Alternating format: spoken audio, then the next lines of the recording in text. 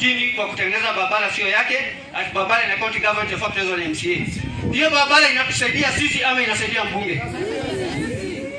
Sisi hatuna shida na wewe. Mheshimiwa mbunge, hao vijana wako na haja na wewe. Wanaomba Mheshimiwa mbunge, hao vijana wanaomba tuweke mkutano ijayo ikiwezekana katikati yako na wao, ambapo mimi nadhani sitahudhuria ili waweze kufungua roho zao. Mheshimiwa mbunge, nikimaliza nitasema kwamba chama na development amegusa mambo mengi sana. Tuko na shida na mambo ya title, na ukiweza utuombea appointment kwa governor, upeleke hao wazee kwa governor. Governor anaweza kata hii premium rates ambayo inasumbua. Tunaweza kashukuru sana. Asanteni sana, Mungu awabariki na tukumbuke mbunge wetu.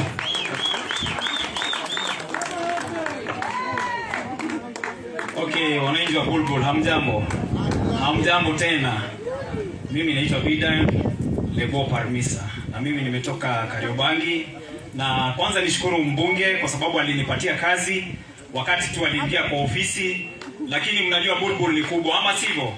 So akaona ni vizuri pia alete kijana mwenzetu ambaye ni Ngaiseri. Tunafanya kazi vizuri na tunakushukuru sana mbunge kwa sababu ya nafasi hizo ulitupatia.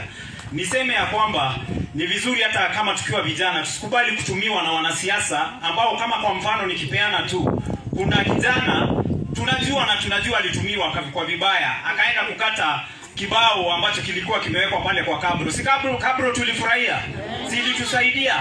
Akakata ikaletwa kwangu. Kijana akakuja kwangu na akasema hawezi toka hapo. Na mimi nilikuwa nimemuita inspector hapa. Inspector amekuja na gari yake, nikambembeleza kijana, enda hii kitu inakuja kuchukuliwa. Hakukubali hayo. Akakuja akachukuliwa akaletwa hapa. So makosa ni ya mbunge kweli? Si ni wale wanatumia vijana wetu vibaya.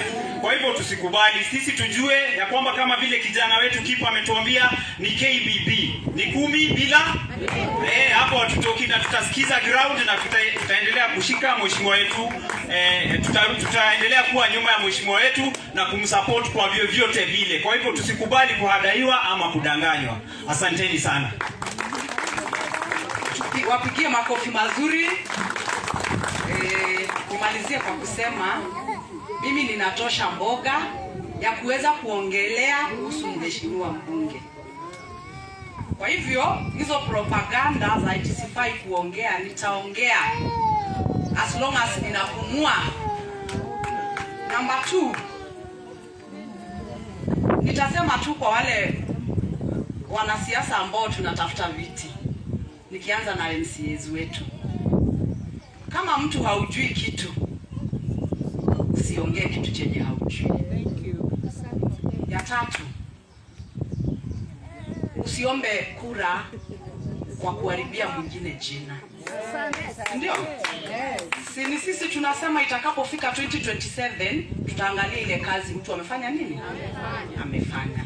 Haijalishi kama ako na sura mzuri, haijalishi kama mwili yake ni mbaya, haijalishi kama humpendi, utaangalia nini? Kazi. Kwa sababu the reason tunachagua viongozi ni watufanyie kazi. Hauchagui kiongozi akuje aishi na wewe nyumbani ndio uangalie sura, sio? Unachagua kiongozi akufanyie nini? Kazi. Sisi tutaangalia ile kazi ambayo tumefanyiwa. Propaganda za nikienda like saizi Nick, ukifanya siasa za kuharibia Ngata jina umepotea. Ukifanya siasa za kuharibia Mwajuma jina umepotea. Simama na sera zako, sema kile utafanyia watu. Kipo unataka kusikia kiongozi atakufanyia nini. Hautaki kujua ati mwingine amefanya nini. Kwa hivyo mimi ninaomba wakaaji wa Kajiado, wakaaji wa Embulbu, wakaaji wa ward yetu, wapendwa wetu, tusitumike kwa siasa mbaya. Mtu anakuja anakuambia kitu, hata wewe unajua unauza mboga, hata usomaji gazeti, pengine hata ujui nini inaendelea Kenya. Unakubalisha mtu anakuja anakuchafua roho, anakuambia mambo ya uongo ndio uweze kumchagua, na pengine ataenda kutuingiza katika shimo.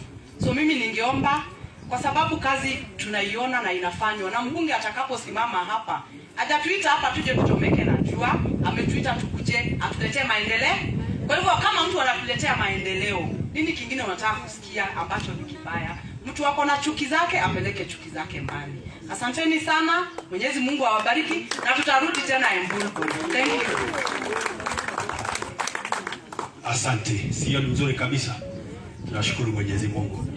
lakini mheshimiwa mbunge, nimesikia wakisema ya kwamba yule adui wa maendeleo ako na shilingi milioni 2. Ukubalishe hawa wananchi waende wamalize ile milioni 2, lakini wanajua mali wataweka si hapo ni sawa wananchi? Tunakula kwa adui lakini wanajua mali tutaweka nini? Asante. Mheshimiwa mbunge pia miongoni mwetu kwa sababu ya security apparatus, nataka kumuita ndugu yetu azungumze machache alafu tuendelee. Thank you. Habari yenu.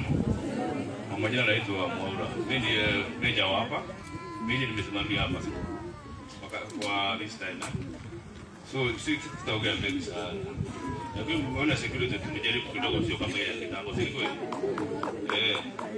Haya mheshimiwa, mahali imesemekana mambo ya patrol. Hii ni kubwa sana. Vile wamesema ukituangalia ni gari itakuwa ni afadhali. Sio? Alafu kitu kingine mheshimiwa, wakati stima zimepotea hapa, tunakuwa na changamoto ya giza. Na mtu amekuja kuripoti hapa, so inabidi mtu yule ako kwa ofisi anatumia simu yake. So tukiomba hata kama ni kasora, at least niko mambo mengine mheshimiwa, tuangalie mambo ya kafane chasi kidogo. Naona hatuna viti ya nzuri sana, hata ukikuja tuna kufanya kingine ya chumba inakufinya. Si ni kweli? Mimi sitaongea mengi. Unajua mimi sio mwanasiasa, sio?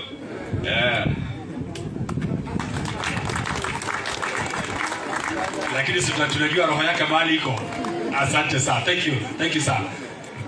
Mheshimiwa mbunge, wote ambao wamezungumza hapa, kuna mambo matatu ambayo yamejitokeza waziwazi. Jambo la kwanza mheshimiwa mbunge, ni ya kwamba uongozi wako ni sawa sawa. Uongozi wake ni nini? Siko sawa sawa, ni tik. Jambo lingine mheshimiwa mbunge, wamesema ya kwamba wewe si mbunge wa kutenga, wewe ni kiongozi wa kusema na si hapo ni sawa kabisa. Jambo la tatu mheshimiwa mbunge, wanasema ya kwamba kazi yako si kuongea tu, kazi ina shout. Kazi inafanya nini? Na kwa sababu ya hayo mheshimiwa mbunge, wamesema ya kwamba Waswahili ambao wako hapa, mcheza kwa ufanya nini? Kutunzwa. Kwa sababu ya hayo majaliwa yake Mwenyezi Mungu, 2027 si lazima tutafanya ile kitu. Sisi ni Waafrika, si tunajua kurudisha mkono. Tunakula pale kwa adui, lakini tunajua mateka kula. Si hapo ni sawa? Basi ni wangapi wanasema mambo yote yatakaa ngogoyo? Wacha nione kwa mkono, wacha nione kwa mkono. Asante. Kwa nafasi mheshimiwa mbunge, nataka nimlete chief wetu kwa heshima aendeleze itifaki langu jina kama Ole Kariuki. Asante. Thank you sir. Karibu. Assalamu alaikum. Hamjambo? Hamjambo tena? Atena? Mko poa vijana? Nini mmechangamka hivyo bana? Ama mmepitia makasiriko? Mko fit? Asante sana, mimi niko. Okay, kwa hivyo mheshimiwa, karibu sana hapa kwetu. All protocols protocol. Umesahau. All protocols observed. Nimefurahi kwa sababu vijana. Asanteni. Ile ningesema mheshimiwa, pia tunajiunga na wengine kukushukuru kwa ile kazi ambayo unatufanyia. Upande wa shule na upande wa security. Tunashukuru zaidi. Ya pili pia ningependa kushukuru hao waheshimiwa wetu watarajia. Mmeongea vizuri na mzuri kuongea lugha ya amani. Mmesema ninataka siasa ya amani na ya amani. Tafadhali msiogawanishe vijana wetu na wazazi wetu. Mpige siasa vile mnapiga, lakini tuwe na amani na maneno mazuri. Na pia ni vizuri mmezungumza, mtamtukana yule ambaye amekalia kiti ama yule mwingine. Hiyo ndio siasa ambayo Bwana Ngata amesema, siasa ya amani na siasa ya kukomavu. Ama namna gani? Ya kukomaa. Kwa hivyo watu wakomae na vijana pia ni mkomae. Na tufanye siasa nzuri. Hakuna siasa ya matusi siku hizi. Tukae vizuri, wewe sikiza upande, sikiza kule unasikiza, lakini iwe na amani. Mwingine ningependa kusema mheshimiwa, kwanza kabla nimeruka kidogo, ningependa kutambua watu wale ambao tunafanya kazi. Watainua tu mkono pale umesimama. Kuna wale wa CHPs ambao tunawaita madaktari mashinani. Msimame tu, mwinue tu mkono mheshimiwa, one mko area. Asante kwa ile kazi ambayo mnafanya. Na pia tuko na wale wazee wa vijiji, na wamenituma mheshimiwa, anasema wanataka kukuona. Wako hapa wamesimama pale. Na pia wanataka ujue ile mambo ya wazee ambayo wanafaa kulipwa stipend umefikisha wapi huko kwa bunge. Si mnataka kusikia wazee? Kwa hivyo mtaelezwa ile mambo mheshimiwa pale umefikisha maneno, kwa sababu ni mambo ya kitaifa na kila mtu anahusika. Inspector, mambo ya security, asante, imefika vizuri Meja. Mambo ya security, au vijana ni wazuri, hawahusiki katika mambo ya usalama kwa njia mbaya. Najua kuna wengine walikuwa lakini wameokoka. Si mko hapa wale wameokoka? Si mumeokoka? Hata wale wanashuka upande wa siku hizi, mheshimiwa, si vijana wa huku. Kama leo asubuhi kuna ule ameshikwa, hata tujue ametoka wapi. Si mnajua hivyo? Nyinyi ni vijana wazuri na mzidi kuwa hivyo. Usada amelalamika mambo ya makasiriko. Tuache mambo ya makasiriko. Inspector, hapo kila saa tutakuwa tukiambiwa mambo ya wine and spirit kufunguliwa mapema. Hiyo ni kazi yetu na ni vizuri tunarauka hapo. Kishika wawili mara tatu watakoma. Ama namna gani? Najua nyinyi hakuna ward members huko, nyinyi ni wazuri, lakini ama namna gani? Kwa hivyo nitachukua nafasi hii introduce pia wale assistant chief. Tuko na wakilala hapo, niko hapa. Anashika inua tu mkono, na wengine ule wa Bulbul ako pembeni tu, yuko area anawachunga vizuri. Kwa hivyo sasa nafikiri sitakuwa na mengi, nitachukua nafasi hii kwa heshima kuu na taadhima kumkaribisha mheshimiwa the only and one Bogoyo aje wasalimie. Karibu sana mheshimiwa.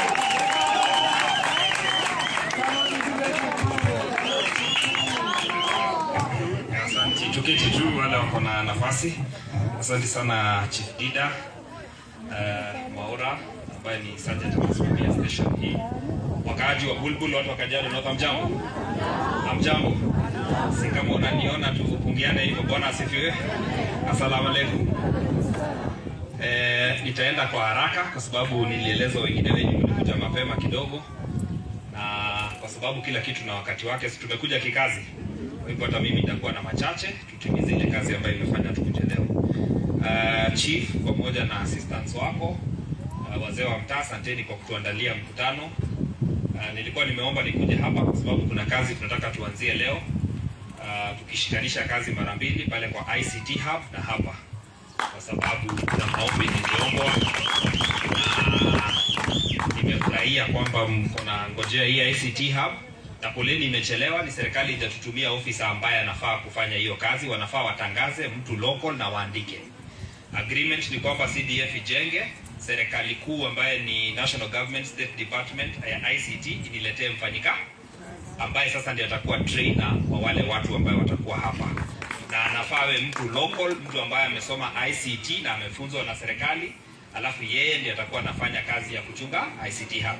Mimi naweka security peke yake plus kujenga, ambaye tayari kujenga tumeshafanya. Niseme kwanza hii Bulbul sio Kiserian na sio Mbog na sio Rongai. Bulbul ni Embu. Ninyi mnajua Bulbul vizuri?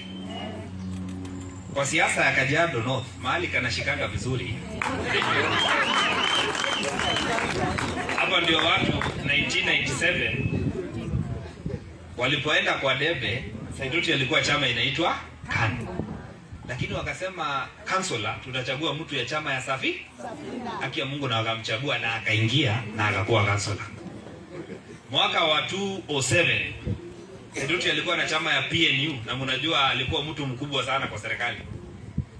Watu wa Bulbul wakasema tunachagua kakijana ya chama ya DP, kakaingia na ikakuwa hivyo.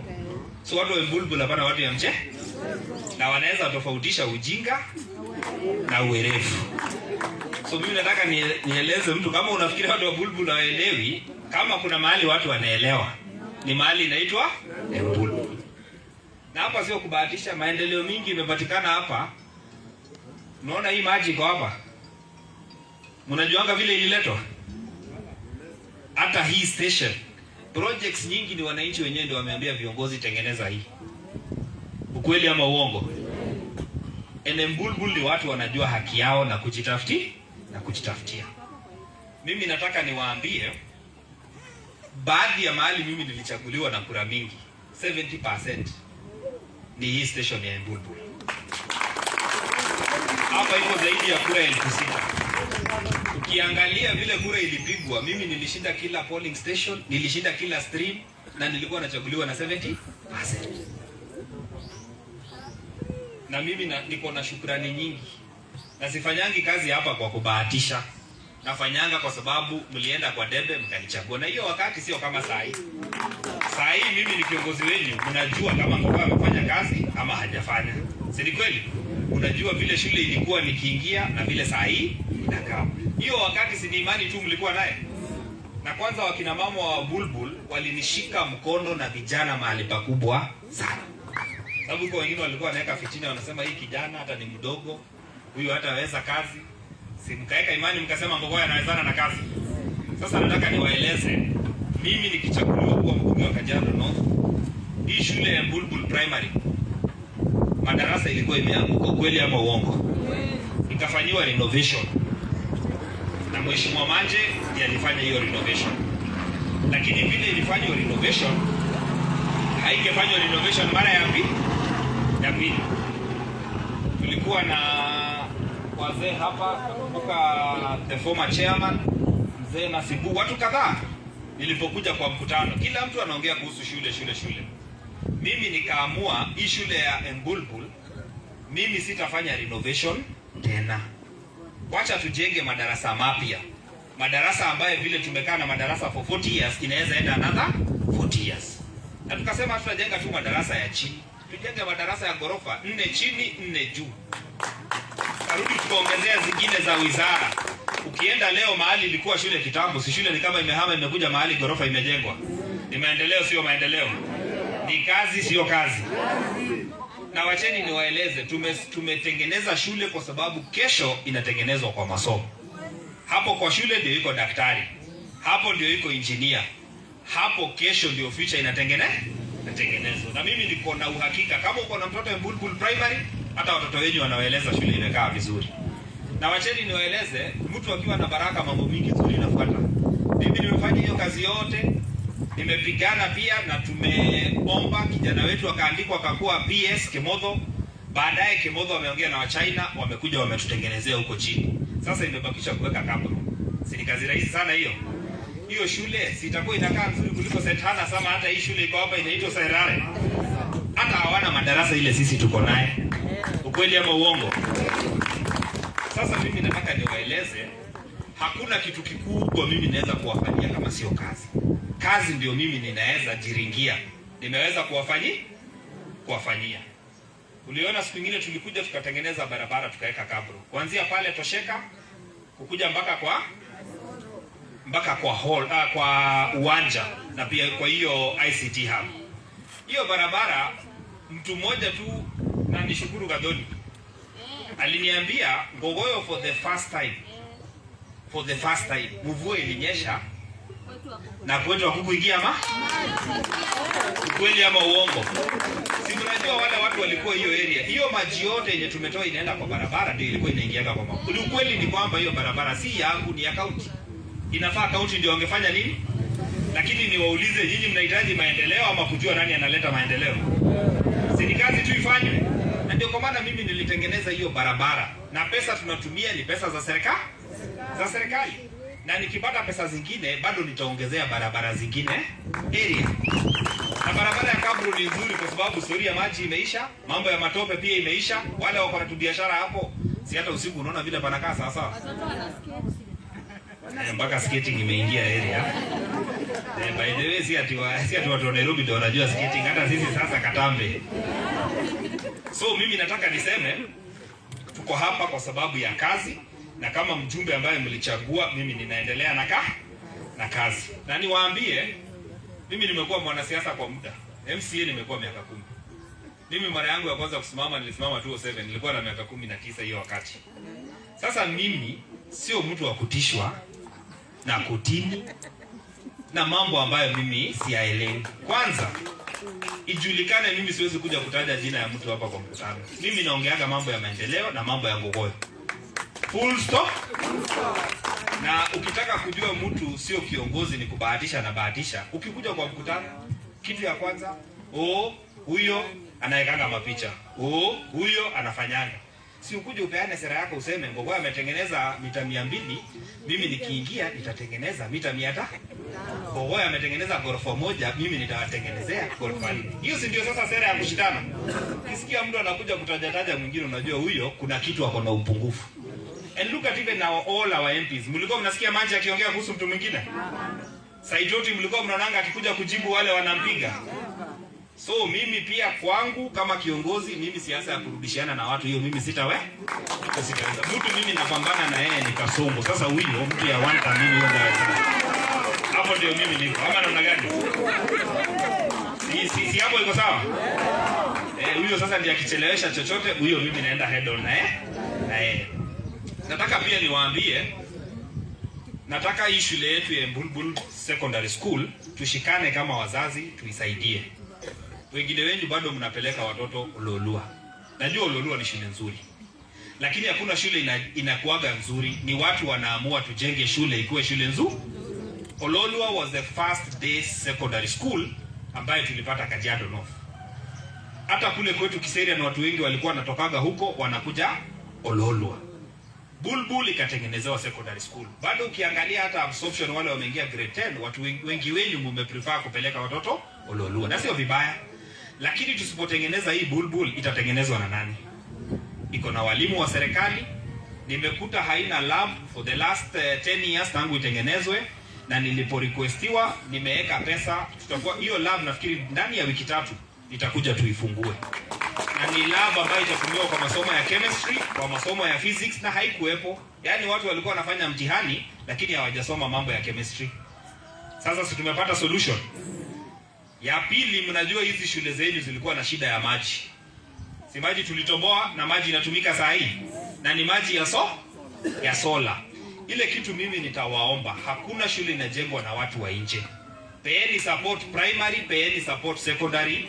Tukue na shule ambazo zinatoa. Na by the way this time, kwanza hii Bulbul ilifikisha watoto vizuri sana.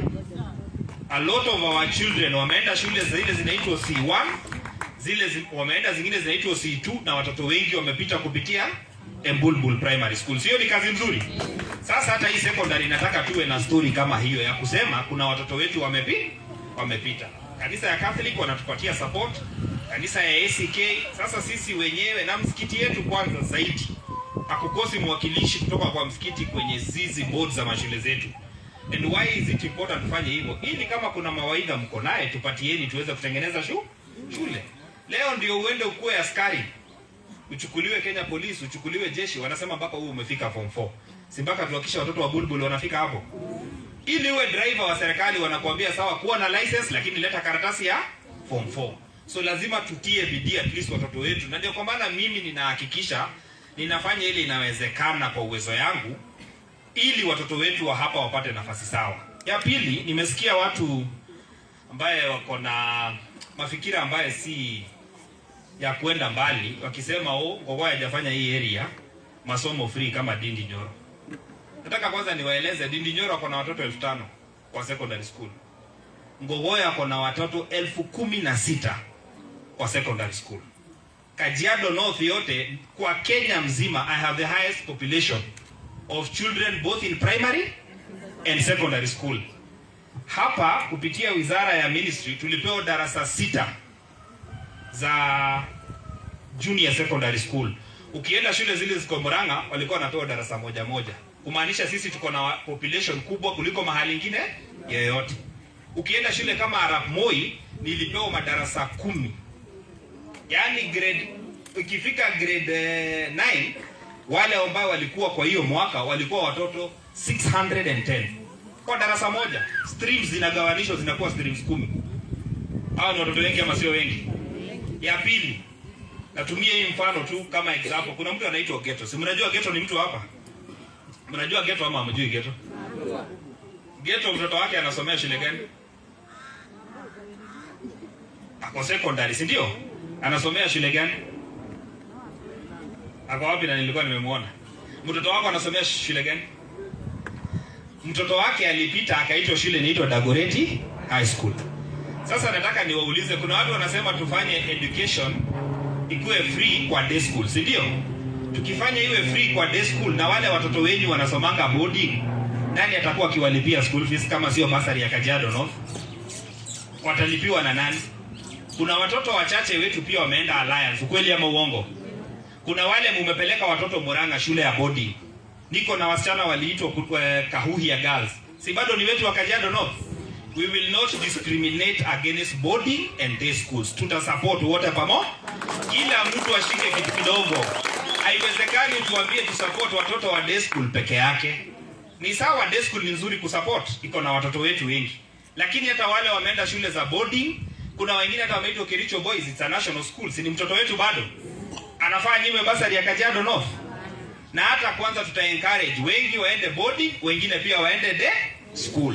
Wakiwa wote hakuna mtu atakosa pesa ya NGCDF. Na CDF tangu ikue imekuwa ikisupport wote. Either mtoto ako college ama ako university. Ako course ndogo ama course kubwa. Ina support kila mtu fairly. And that's why sisi tunapeana 5,000 kwa mtoto yoyote. Awe boarding ama awe day school. Lakini tukiongezewa fedha vile inaendelea, mimi sina shida ya kuhakikisha watoto wetu wote wataingia shule. Lakini ghetto uwezi ambia utoe mtoto Dagoretti ati ulete hapa ndio ikuwe free. Hiyo sio fair. Kweli ama uongo? Si ni vizuri wale wako boarding pia waendelee hapo? Na wote wale watoto wako Kajiado North hawawezi kutoshea shule zetu hapa. Kwanza hapa Bulbul na Kerarapon. Iko watoto hata wanatoka Kikuyu wanakuja kusomea hapa. Si ni ukweli? Sasa wale wa Kikuyu wapate basari ya Kajiado North. Haya, pale Kiserian Secondary School watoto wengi hata niko na wao wametoka Kajiado West. Sasa mimi nitakuwa nikipatia watu wa Kajiado West basari ya Kajiado North? Hapana, nilisema hata wale wamechukulia kura Karen, mbunge yenu anaitwa Jalas. Mbunge yenu anaitwa nani? Wale ambao wamechukulia kura Kajiado North, mbunge yenu ndio anaitwa Sukari Mingi, ndio huyu Ngogoya hapa. Sasa nyinyi mko na haki. Na kwa wale mlikuwa mnangojea basari, sasa tumepata pesa. Mimi natayarisha form zenyu, hivi karibuni nitawaita kila mtu akuje achukue. Na principle yetu is first come first serve. Ukichukua form umepata nini? Na ukikuta form zimeisha pia ujue basari imefanya nini? Ile mambo ya kuchukulisha watu forms na wapati basari, hiyo mimi niliondoa. Na hakuna confusion, ukipata form hiyo mambo kwisha. Kama vile ndugu yangu alisema, hiyo ndio principle yenye sisi tutatumia. Hakuna mtu hana shida, si ndio? So kama uko na shida pia kuja mapema, shika form. We are even improvising kuchukua numbers, unakuja unachukua namba, unangoja tu masaa ya form kujaza na unajaza siku moja. Hakuna mambo ya siku mbili ati siku ya kuchukua form na siku ya vetting. Yote tumeamalgamate iwe siku moja. Hapo ni sawa sawa. Na wale wako shule za mbali kama hizo boarding zenye nimesema, Nyeri High School, Murang'a nini, au tutawasaidia kupeleka kama uko na haraka. Lakini wale ambao watalemewa sisi tunawapelekea kwa shule na tunawaletea mpaka receipt. Lakini please tukikupea basari leta receipt ndio serikali ione zile pesa sisi tumepewa pia tumeweza kufanya nini? Kupatiana. Mpaka hapo tumefika. Kuna mtu nimetusi? Kuna mtu umesikia kama nimeongea mambo yake mbaya? Si mimi nimetetea Ngogoyo na kazi ile anafanya. Mimi ninazidi kuwaomba. Ile kazi Ngogoyo unaona akifanya sijafanya kwa uwezo wangu. Si ni nyinyi mmenishikilia? Mimi bado natamani kuendelea, kwa hivyo nitakuwa nikiomba tamu ya pili ndio kazi ifanye nini? Na ikifika wakati wa kusakata mpira, mimi silemei. Si mnajua najua kusakata mpira? Na this time kama Mwajuma, hata mimi nimeshuka wheelbarrow. Mimi siko kwa hiyo chama tena. Mtu asiniambie mimi ati ni mtu ya UDA. Huko mimi niko kwa chama ya DCP na hapo ndio mimi nitakuwa nikisimamia. Kwa wale walikuwa wanangojea salamu, mimi sina salamu ya Kasongo wako nituma. Mimi salamu niko nayo ni moja tu ya mtu anaitwa Rigathi Gachagua. Hiyo ndio mimi nakuanga ninasema. Hata nikitembea mtu natembea na yeye ni huyo. Siku hizi hata nimejifunza maneno. Si unaona navaa rubber shoes. Pia kasikirisho niko tayari anytime. Siku hizi nimejua niko kama mtoto ya Maumau sasa. Game inaweza tamba anytime. Kama nimefikisha hapo, tuko na kazi mbili zimenileta. Number 1, nitaomba komiti ya ICT Hub na chief wakuja hapa. Kama uko kwa ICT Hub, kuna wale walikuwa wamesimamia hii ICT Hub yenu ilipangiwa na serikali hapo awali. Mimi nikiingia tukafanya actualization na kuna PMC ambayo nilikuta tayari ilikuwa tulifanya rekebisho kiasi.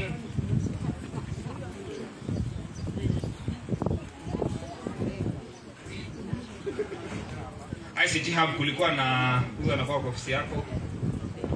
Ya assistant chief pia kuja. Newton.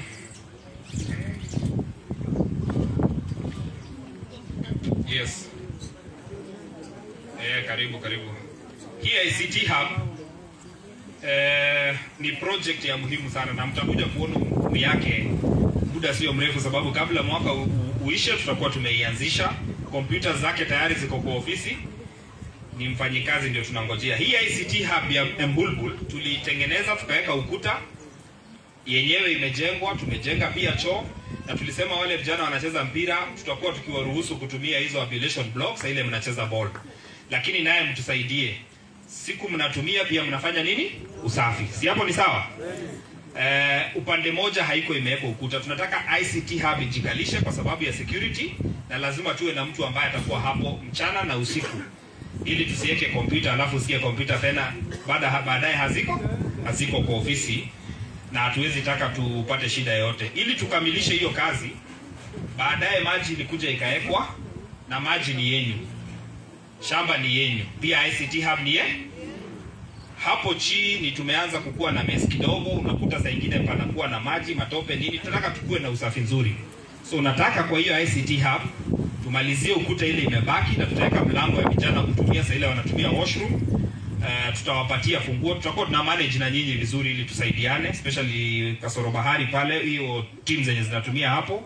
So tutaweka kabro hiyo area yote pawe mahali smart, alafu tutaweka ukuta na tuta fence off vizuri na tuweke, ili hata wale wanauza maji tutawekea wakuwe wanauzia maji yaani wale wanapeana maji iwe inapeaniwa pale nje. So nitaweka pipes ili maji itoke ili hapa ndani tufanye kazi ya ICT Hub. Hiyo ni sawa?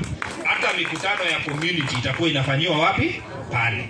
So unataka nipeane shilingi 2.1 million saa hii ili hiyo kazi iweze kuanzia. Kwa niaba yao kijana wa committee pamoja na chief, na pole sana. Pole sana. Ni boli imekugusa.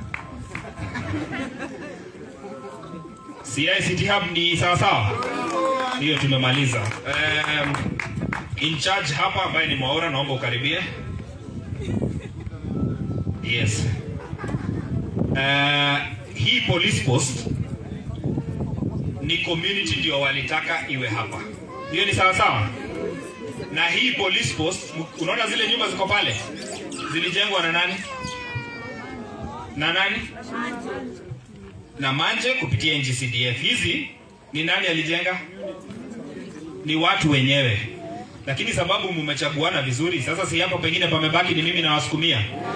Nilikuja hapa wakati tulikuwa tunatengeneza hii fence, na ilikuwa imechelewa sana. Hii ni pesa ilikuwa imewekwa kabla mimi nikuwe mbunge.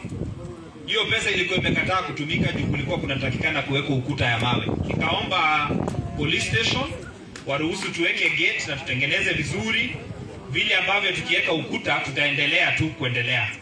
So tukaongea na OCPD because siku hizi huwezi kutengeneza polisi bila polisi kupea idhini, na tukaweka hiyo ukuta. Si mnaona imekaa sawa? Na ile imebaki bado nitakuja kuwamalizia, kwa sababu tunagawa pesa zetu kulingana na ukienda saa hiyo Lepolos, hiyo police post nimei-upgrade. Tumejenga ya ghorofa, chief atakuwa chini, askari watakuwa juu. So tunagawa pesa kila mahali. Ukienda pale Ongata Rongai Kandisi pia nimewatengenezea. Hata ofisi ya OCPD sasa hivi ndio naitengeneza.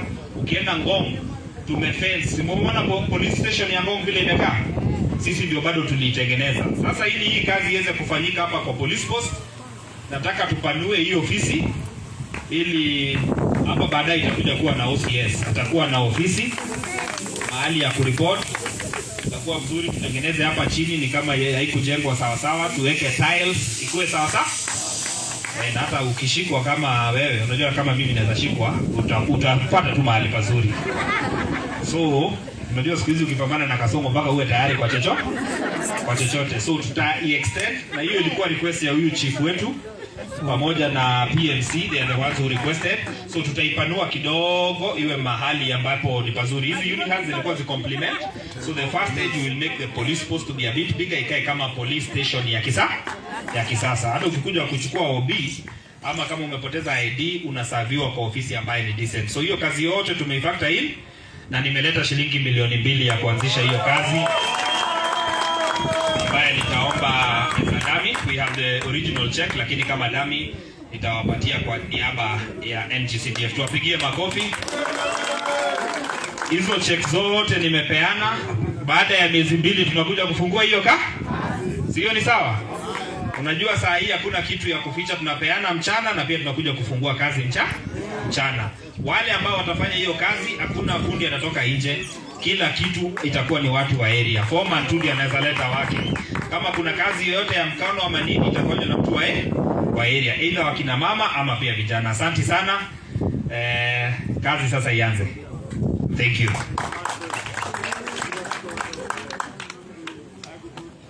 Nafikiri naweza kuwapatia ili wa deposit. Sasa mpaka hapo tumefika. Kazi mzuri ndio ilikuwa imenileta. Sio kazi iko sawa? Na nimesema baada ya wiki 3 ninarudi pale kwa Bulbul Secondary School kwa sababu hiyo mradi utakuwa umeisha, tukuje tufungue. Hiyo Lolua tumeiangalia kwa macho mbili. Ukienda Kirara Pond Primary tumeibadilisha, imekuwa shule ya kisasa. Secondary tumetengeneza. Ololua Primary na Secondary pia tumefanya nini? Tumeitengeneza. Si nimewatajia pia Ole Polos tumetengeneza hiyo police post. Sasa niwaulize lini, kuna mahali kweli imeachwa nyuma? Si tumejaribu kukuza kila mahali. Mimi sitazidisha mazungumzo yangu hapo. Mbarikiwe mpaka mshangae. Kuku za majirani ziwe zinataka kwenyu. Mayai kuwe yenyu, kuku ziwe za wenyewe. Si kweli? Asanteni sana na Mwenyezi Mungu awabariki. Asante, tunashukuru Mwenyezi Mungu kwa kutujalia nafasi hiyo ya kuwa na mkutano huu. Wote ambao wamefanya mkutano huu kwa kufana wazee wetu, asanteni na kila mmoja wetu. Sasa kwa wakati huu naomba sote tusimame kwa miguu yetu, tuweze kutulia. Wote ambao wanazungumza tutulie, heshima ya bendera, tupate wimbo wa taifa, tumalizie. DJ wimbo. Kidogo DJ, hold it. Thank you sir.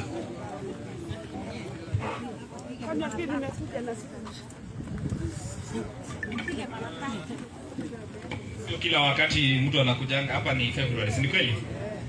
Kwa Waislamu si unajua Ramadhani inakaribia. Na watakia Ramadhan karibu. Na nitakuja.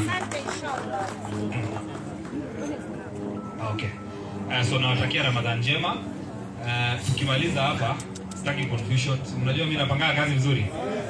Wakina mama nitaonana na nyinyi. Nyinyi mnajua mambo yenu. Lakini mahali wakina mama wako msikaribia, si sawa?